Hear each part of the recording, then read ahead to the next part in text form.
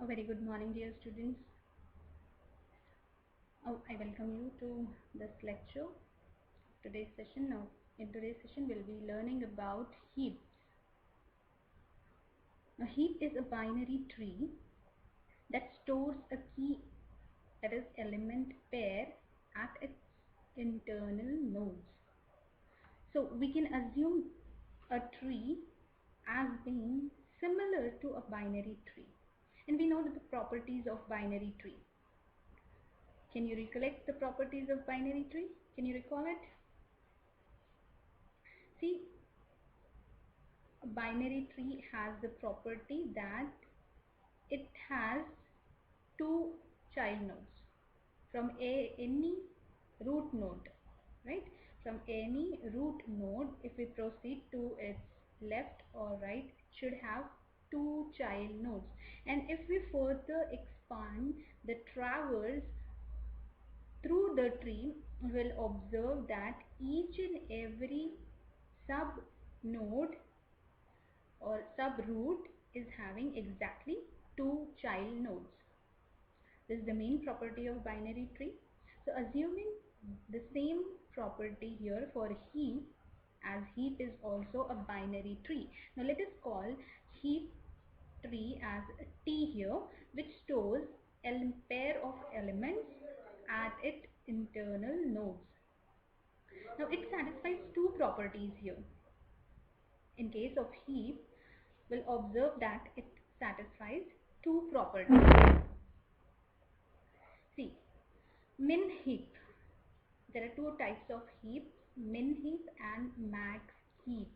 So min heap having a property that parent node is less than or equal to the child node.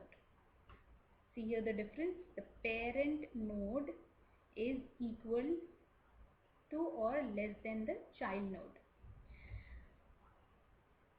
So this is the property for min heap, right? We have another type of heap, that is max heap, where the parent node is greater than or equal to child node. See, this is exactly opposite. Look at this carefully. If we are dealing with min heap, then the parent node is less than its child node. Remember, it will be having only two child nodes here. So it will be less than the two child it is having. Okay. Similarly, for max heap, the parent key is greater than or equal to the child node. Okay. All leaves are full except the last one, which is filled left. Now to understand this,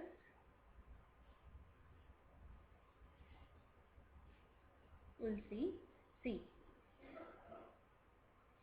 what we are trying to say here. All the leaves are full. If we carefully look at this heap structure, we can observe that all the leaves are full. So how we are going to fill this heap? Starting with the root node, we traverse the first left subtree, then we traverse the right subtree, filling up the values. Okay, so here we begin with this point 4 as the root node. Then after that, we'll fill up the left child value and then right child value. Then we further come to the left subchild of this tree, okay, and fill up the left node, then the right node. Okay, I hope you are able to follow me. Then once finished with this, then again come back to its left sub tree. Now we will be proceeding with this. Okay, so filling up this value, then after filling this, come back to its left child, then right child, and fill up the values again. Okay, if this is over, if we are done with this, then come back to this right subtree of this node. Okay, then traverse the left child, fill up the right child here. Okay, then once we are finished with this complete the left subchild, then we will be moving to the right child of this parent node. Okay, we'll traverse in this filling. Now we have already filled with this. Now if some more elements are to be filled, then we will go to this direction. Okay, from this 6 we'll traverse to the left child, fill up the values, and then to the right child, fill up the values. Then come back to the left subchild, that is the left subtree, and then if some more elements are there, put it in this place. Okay, then in this place, right? If we have some more values to be added, then we have to traverse the right subtree of this node 6. Okay, and fill up in the same fashion. Okay, so here to check whether this is a heap or not, or this is a binary tree or not, since here you can see there are no more child nodes. This, okay, so here these are the empty pointers here. See, every node is having exactly 2 childs, right? Further, if we want to add some more elements, we can select at this position, then this position. If this level is filled, then we can go to the next level, and the next level is here. Okay, I hope you are able to understand this.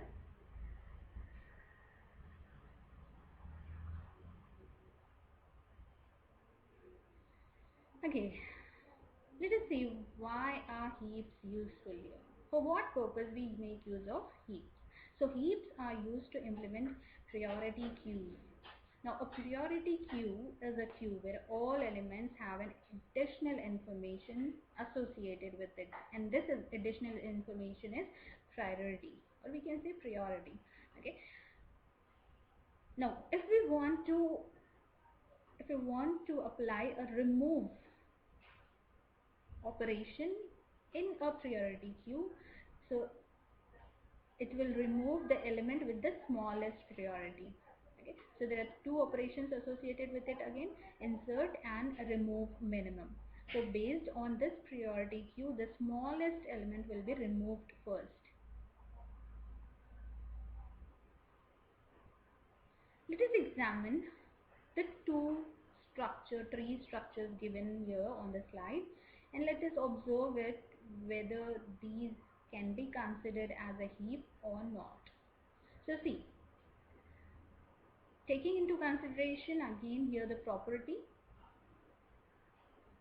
the root node, the root node here, the root node should be less than its child node. So your root node is 4. Obviously 4 is less than 5, and it is also less than 6. So okay, the property satisfies at this level. Now coming back to the next level here. Now here 5 is the root and 15 is its left child and right child is 9. So 5 is obviously less than 15 and it is also less than 9. Now, okay, so this is also satisfied. Now check out for this. If it satisfies the heap property, here the root node is 15, left child is 16, and now here we have, see, we are having 15 and then its right child is 25. So here also it satisfies the property of heap. Let us examine this subtree. 9 is less than 14 and it is also less than 12. Okay, this also satisfies. What about this, the right subchild? 6, its left child is 7, okay, and then right child is 20 here. Okay, fine. Here we have only left child of this 7 node, right? Right child is not there. Again here we have 20 as the right subtree of this node 6, and it is having only left subchild, right? We do not have any element towards the right child. Okay, so Now here we must say that this is not a heap. Why so?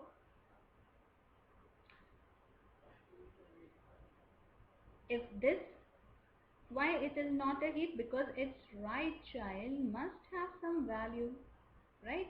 First we will be filling the left subtree, then we will be traversing the right subtree, filling up the elements. Okay, so here we cannot come to this point unless this is filled completely, right?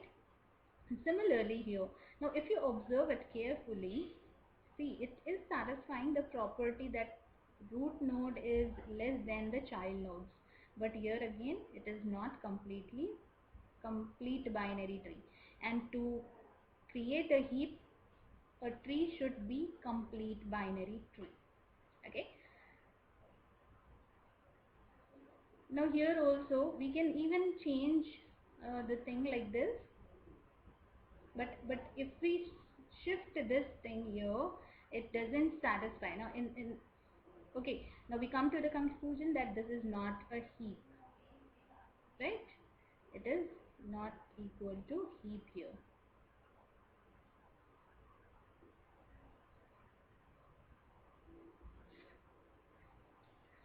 Let us examine the below structure. Okay, this is okay with this is okay with this, right? Fine. But here, if we check out these things, 5 should be here. Whereas 9 should, if 9 is the root node, it should be less than the child node. This property is not satisfied. So hence we can conclude this is also not a binary tree. Binary tree, hence it is not a heap here. Now, a heap. We are considering heap as a T, just to label it. Sorting n elements has a height. Heap is having n number of elements and its height is given by h. Here we can calculate height is equals to log n. N is the number of elements in the tree plus 1. Okay, and which takes actually the time as big omega log n. Now, earlier we have seen the structure and we found there is some problem. So here again, if you remember it, here we were having 8 and this was empty, right?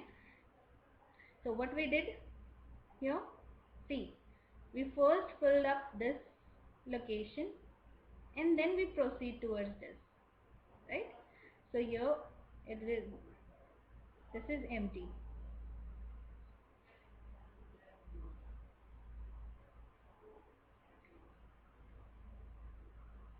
right?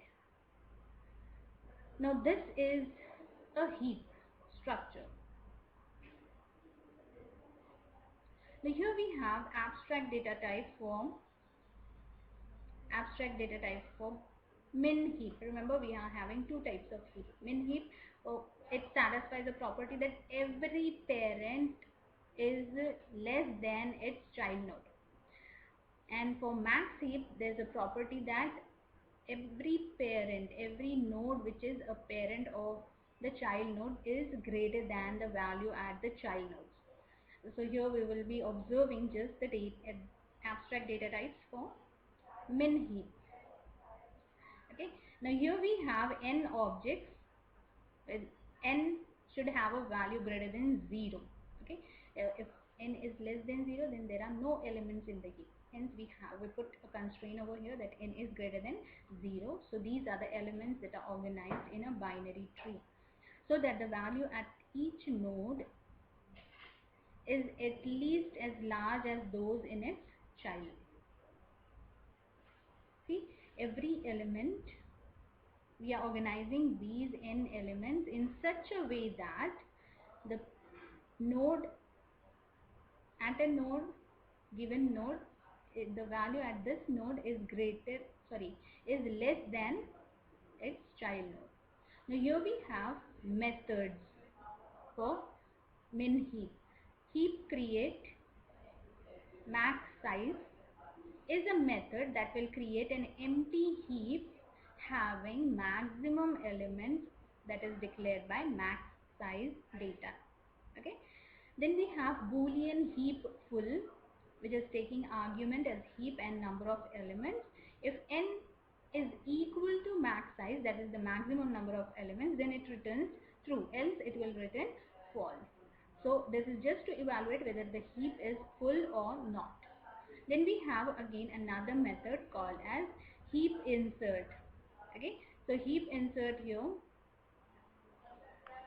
heap insert will give you, will take it heap and item and n. So here we will be inserting, if heap full is giving you value true, we cannot insert because heap is full.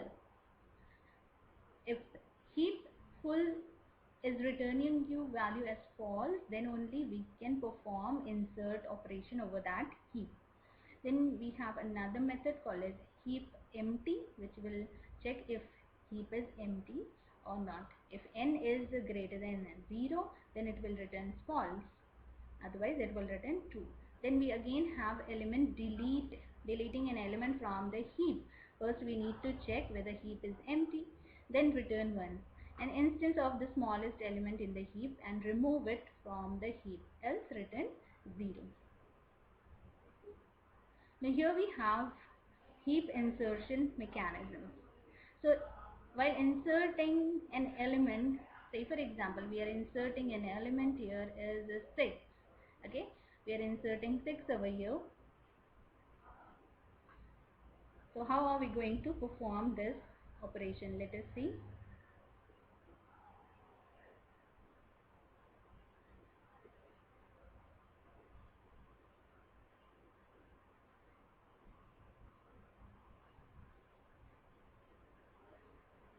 Okay, see here. Now this is our heap and we want to insert element 6 into this heap. So we'll be finding out the empty space here. So we observe that all of these things are filled already, but here we have some empty spaces. So obviously the new element that will be inserted in the heap will be at this position. Okay, since we have a mechanism traversing the left subtree, then right child, then coming back to the left subtree, then filling up the elements and so on. So see here, we found that the new element can be inserted over here. Okay, right at this position. Now we have inserted the element whose value is less than that of the parent node, right? So here we need to observe the changes here. Since it is violating the heap property, we need to satisfy the heap property, and satisfying the heap property is known as heapifying. Okay, so begin with an unheap here. We will be just swapping the elements here. Okay, since 20 is greater than 6, 6 will take the position of 20 here and 20 will take the position of 6, as you can see in this figure below, right? But further observing its parent again, right, its parent again here, so it is also violating the heap property, so we again have to heapify.